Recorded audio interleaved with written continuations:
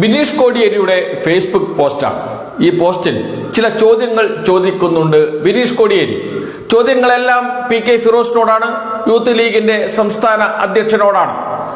അതേസമയം ചില ചോദ്യങ്ങൾ കേരള മനസാക്ഷിയോടുകൂടിയാണ്. കേരളത്തിലെ ജനങ്ങളോടും കൂടി ചോദിക്കുന്നുണ്ട് ബിനീഷ് കോടിയേരി ചില ചോദ്യങ്ങൾ. അതിന് ഉത്തരം ആര് നൽകും എന്നത് അവിടെ നിൽക്കട്ടെ. നമുക്ക് ബിനീഷ് കോടിയേരിയുടെ ഫേസ്ബുക്ക് പോസ്റ്റ് എന്താണ് എന്ന് നോക്കാം. തുടങ്ങുന്നത് ഇങ്ങനെയാണ്: അച്ഛനെ പറ്റിയാണ് ഞാനിപ്പോൾ ചിന്തിക്കുന്നത്, അച്ഛനെ പറ്റി മാത്രം. മയക്കുമരുന്ന് കച്ചവടക്കാരന്റെ അച്ഛൻ. ആ വിളി എന്റെ അച്ഛനെ ചാർത്തി തന്നത് യൂത്ത് ലീഗ് നേതാവ് ശ്രീ PK ഫിറോസ് അടങ്ങുന്ന കൂട്ടമാണ്. ആദ്യമായി എന്റെ നേർക്ക് വിരൽ ചൂണ്ടി ഫിറോസ് വാർത്താ സമ്മേളനം നടത്തിയ ദിവസം എനിക്ക് ഇന്നും ഓർമ്മയുണ്ട്. ആരോപണം വന്ന ദിവസം അമ്പരപ്പല്ല, സത്യത്തിൽ ചിരിയാണ് എനിക്ക് വന്നത്. ഫിറോസിന്റെ ഒരു തമാശ അത്രയേ ഞാൻ കരുതിയുള്ളൂ. ഗുഡ് നൈറ്റ് എന്ന വാചകം എഴുതി ഞാൻ ഒരു മറുപടി ഇട്ടു. അസ്വസ്ഥതയുടെ നേരിയ ലാഞ്ചന പോലും ഇല്ലാതെ അന്ന് ഞാൻ കിടന്നുറങ്ങി. ഉറക്കമില്ലാത്ത ഒരുപാട് വരുംകാല രാത്രികൾ അന്നത്തെ എന്റെ ഉറക്കത്തിന് കാവൽ നിന്നു. അണിയറയിൽ എന്റെ വിധി നിങ്ങൾ എഴുതി അവസാനിപ്പിച്ചു എന്ന് അറിയാതെ സ്വാസ്ഥ്യത്തോടെ ഞാൻ ഉറങ്ങി. ഉറക്കത്തിൽ നിന്ന് ഞാൻ ഉണർന്ന് എണീറ്റത് ഒരു വലിയ പേക്കിനാവിലേക്കാണ്. അവിടെയും ഫിറോസ് നിങ്ങൾ ഉണ്ടായിരുന്നു. ആ ദുസ്വപ്നത്തിനിടയിൽ എവിടെയോ വെച്ച് നമ്മൾ പരസ്പരം കണ്ടുമുട്ടിയിരുന്നല്ലോ. ഒന്നല്ല 7 വാർത്താ സമ്മേളനങ്ങൾ തുടരെ തുടരെ. എന്റെ ജീവിതത്തിന്റെ തലകുറി മാറ്റിയ മണിക്കൂറുകൾ, ദിവസങ്ങൾ. അന്നും ഇന്നും നിങ്ങളുടെ രാഷ്ട്രീയ ചൂതാട്ടപ്പലകയിലെ ഒരു കരു മാത്രമാണ് ഞാൻ എന്നെനിക്ക് അറിയാം. നിങ്ങൾക്ക് MLA-യോ മന്ത്രിയോ ആവാൻ നിസാരനായ എന്നെ എന്തിന് കരുവാക്കി എന്ന ചോദ്യം എന്നെങ്കിലും നിങ്ങളോട് ചോദിക്കണമെന്ന് ഉണ്ടായിരുന്നു. ആ ദിവസം വന്നു എന്നാണ് അറിയുന്നത്. പക്ഷേ ഈ ദിവസം ഞാനത് ചോദിക്കുന്നില്ല. പകരം ഞാൻ എന്റെ അച്ഛനെ കുറിച്ച് മാത്രം ഓർക്കുന്നു. ഒരു വർഷവും ഒരു ദിവസവും ചെയ്യാത്ത കുറ്റത്തിന് ഞാൻ ജയിലിൽ കിടന്നു.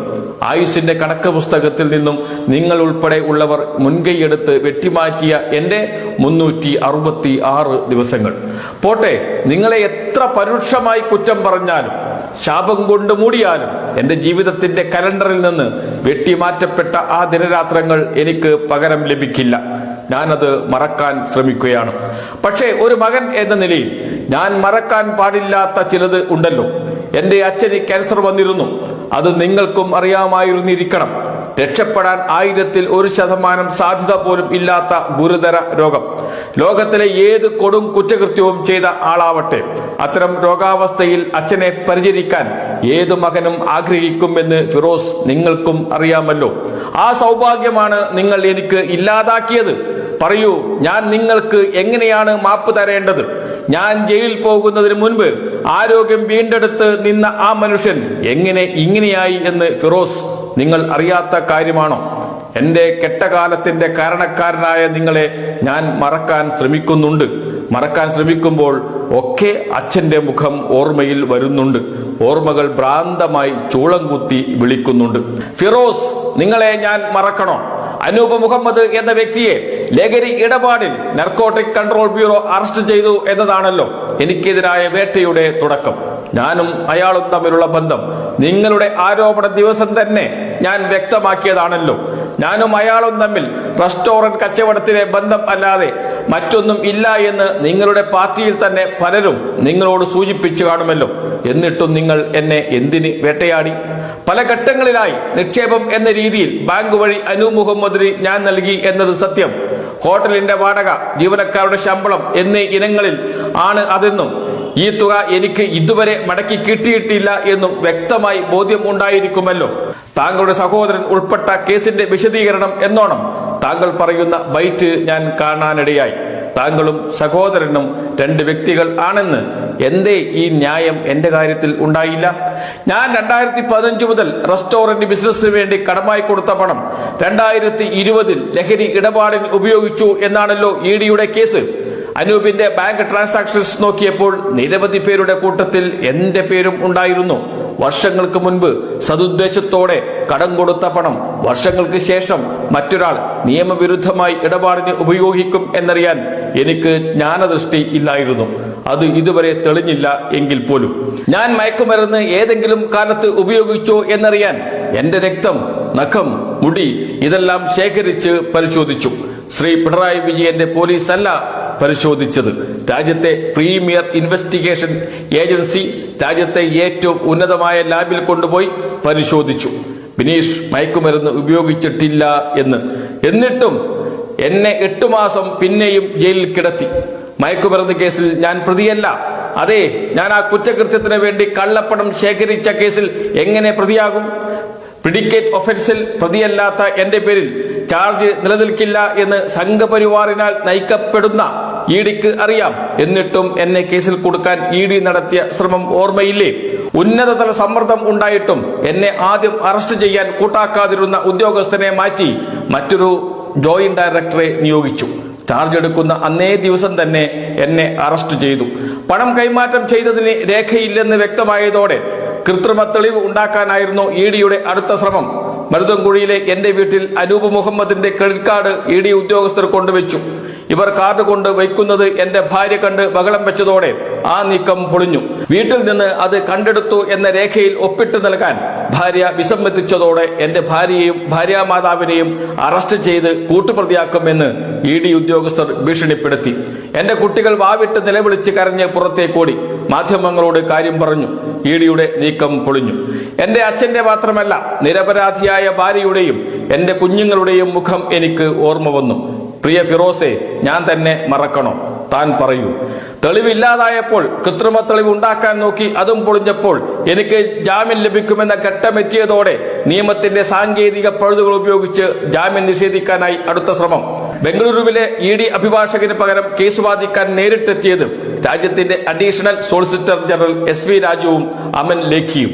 അഡീഷണൽ സോളിസിറ്റർ ജനറൽ ആകും മുൻപ് അമിത്ഷായുടെ സ്വകാര്യ അഭിഭാഷകനായിരുന്നു SV രാജുവെങ്കിൽ BJP നേതാവും കേന്ദ്രമന്ത്രിയുമായ മീനാക്ഷി ലേഖിയുടെ ഭർത്താവാണ് അമൻ ലേഖി. കേന്ദ്ര സർക്കാർ എത്രമാത്രം ഈ കേസിൽ ശ്രദ്ധിച്ചിരുന്നുവെന്നത് ഇതിൽ നിന്ന് തന്നെ വ്യക്തം. വാദം പറയാതെ കേസ് നീട്ടാനും അവധിക്ക് വെപ്പിച്ചും ജാമ്യം പരമാവധി അവർ നീട്ടിക്കൊണ്ടുപോയി. ഇങ്ങനെ 50-ലധികം തവണ എന്റെ കേസ് ജാമ്യത്തിനായി മാറ്റി. ഒരു ജഡ്ജിക്ക് മുൻപിൽ വാദം പറയുക, അത് പരമാവധി നീട്ടി അദ്ദേഹത്തിന്റെ റൊട്ടേഷൻ അവസാനിക്കും വരെ നീട്ടിക്കൊണ്ടുപോവുക എന്നതായിരുന്നു ഇഡിയുടെ അടുത്ത തന്ത്രം. കർണാടക ഹൈക്കോടതി ജഡ്ജിമാരായ K നടരാജ്, SR കൃഷ്ണകുമാർ, മുഹമ്മദ് നവാസ്, ഭജേന്ദ്രി, ഉമ എന്നിങ്ങനെ 5ഓളം ജഡ്ജിമാരാണ് കേസ് പരിഗണിച്ചത്. വാദം എഴുതി നൽകാതെ ഇഡി കള്ളക്കളി തുടർന്നതോടെ ജസ്റ്റിസ് ഉമ കർക്കശ സ്വരത്തിൽ ഇഡിക്ക് താക്കീത് നൽകി. അവസാനം നിവർത്തികെട്ട് വാദം എഴുതി നൽകി. ആ വാദം തള്ളിയാണ് എന്നെ കുറ്റവിമുക്തൻ ആക്കിയത്. 2500-ലധികം പേജുകളുള്ള ഇഡി കുറ്റപത്രത്തിൽ ജാമ്യം നൽകാതിരിക്കാൻ തക്ക വിധത്തിലുള്ള തെളിവുകൾ ഇല്ലെന്നും കർണാടക ഹൈക്കോടതി ജഡ്ജി ജസ്റ്റിസ് ഉമ ഉത്തരവിലൂടെ അന്ന് വ്യക്തമാക്കി. പ്രതിയായി പിടികൂടിയ ശേഷം വിവരണാതീതമായ മാനസിക പീഡനം ആണ് എനിക്ക് നേരെ ഉണ്ടായത്. അതിനെപ്പറ്റി ഞാൻ പിന്നീടവസരത്തിൽ എഴുതാം. എന്റെ ജീവിതത്തിൽ നിന്ന് 366 ദിവസങ്ങൾ വെട്ടിമാറ്റപ്പെട്ടു. ഒരു തെറ്റും ചെയ്യാത്ത എന്നെ 1 കൊല്ലം ജയിലിൽ ഇട്ടു. അവസാനം എന്നെ കുറ്റവിമുക്തനാക്കി. എല്ലാം ഞാൻ മറക്കാൻ ശ്രമിക്കുകയാണ് ഫിറോസെ. പക്ഷേ അസുഖം മൂർച്ഛിച്ച് പലതവണ അച്ഛന്റെ ആരോഗ്യനില വഷളായി. ഒരു മകൻ എന്ന നിലയിൽ അച്ഛന് വേണ്ടി ആ ഘട്ടത്തിൽ എനിക്ക് ഒന്നും ചെയ്യാൻ കഴിഞ്ഞില്ല. ആ കുറ്റബോധം അന്നും ഇന്നും എനിക്കുണ്ട്. ഒരു കാര്യത്തിൽ ഞാൻ ഭാഗ്യവാനാണ്. ഞാൻ ജയിലിൽ കിടക്കുമ്പോൾ ഒരു ദിവസം പോലും എന്റെ അച്ഛൻ എന്നെ കാണാൻ ജയിലിൽ വന്നില്ല.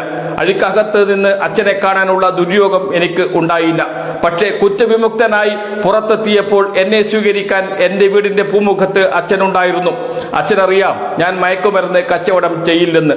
എന്റെ അച്ഛന്റെ മുന്നിലും എന്റെ ജീവനായ പാർട്ടിയുടെ മുന്നിലും അതുവഴി ജനങ്ങളുടെ മുന്നിലും അപകീർത്തിപ്പെടുത്താൻ ആണ് നിങ്ങൾ ഈ കള്ളക്കഥ ചമച്ചത് എന്നറിയാം.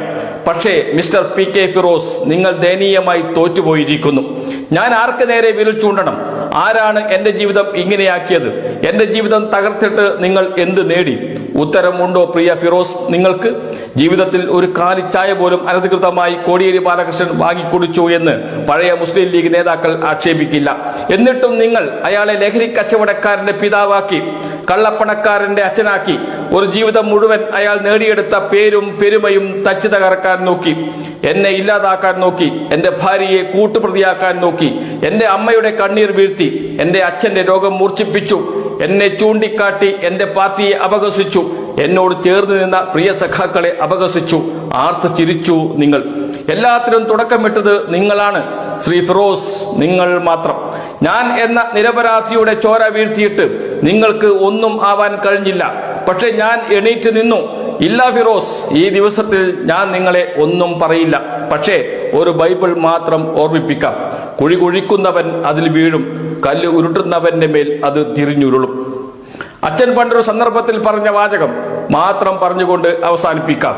എല്ലാവരും മനുഷ്യരാണല്ലോ, ഞങ്ങൾ ഇതൊക്കെ താങ്ങും, പക്ഷേ നിങ്ങൾ താങ്ങില്ല എന്ന് പറഞ്ഞുകൊണ്ടാണ്, കോടിയേരിയുടെ വാക്കുകൾ ഉദ്ധരിച്ചുകൊണ്ടാണ് ബിനീഷ് കോടിയേരി തന്റെ ഫേസ്ബുക്ക് പോസ്റ്റ് അവസാനിപ്പിക്കുന്നത്. അതിനുശേഷം ജയിലിൽ നിന്ന് മടങ്ങിയെത്തിയ ബിനീഷ് കോടിയേരിയെ സ്വീകരിക്കാൻ അച്ഛൻ പൂമുഖത്തുണ്ടായിരുന്നു. കോടിയേരി ബാലകൃഷ്ണൻ വീടിന്റെ പൂമുഖത്ത് തന്നെ ഉണ്ടായിരുന്നു. ആ കൂടിക്കാഴ്ച, ആ അവസരത്തിലെ ഒരു ദൃശ്യവും കൂടി പങ്കുവെച്ചുകൊണ്ടാണ്, ഫോട്ടോ കൂടി പങ്കുവെച്ചുകൊണ്ടാണ് പോസ്റ്റ് അവസാനിപ്പിക്കുന്നത് ബിനീഷ് കോടിയേരി. നീണ്ട പോസ്റ്റ് തന്നെയാണ്, പക്ഷേ എല്ലാം പറയുന്നുണ്ട്.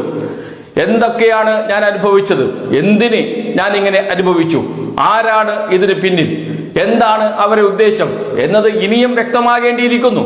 എന്നിരുന്നാലും ഒരു ചെറുപ്പക്കാരനെ ഇങ്ങനെ വേട്ടയാടിയതിന്, അതിന് മുന്നിൽ നിന്ന് പ്രവർത്തിച്ചതിന് PK ഫിറോസ് നിങ്ങൾക്ക് ഒരിക്കലും മാപ്പില്ല. അതുകൊണ്ട് തന്നെയാണ് നിങ്ങൾക്കെതിരെ ഇപ്പോൾ വിരൽ ചൂണ്ടുന്നത്. ആരെയാണോ നിങ്ങൾ ലഹരി കേസിന്റെ പേരിൽ വേട്ടയാടാൻ ശ്രമിച്ചത്, അതേ കേസിന്റെ പേരിൽ താങ്കളുടെ നേരെ ഇപ്പോൾ 1000 വിരലുകളാണ് ഉയരുന്നത് എന്നോർക്കണം.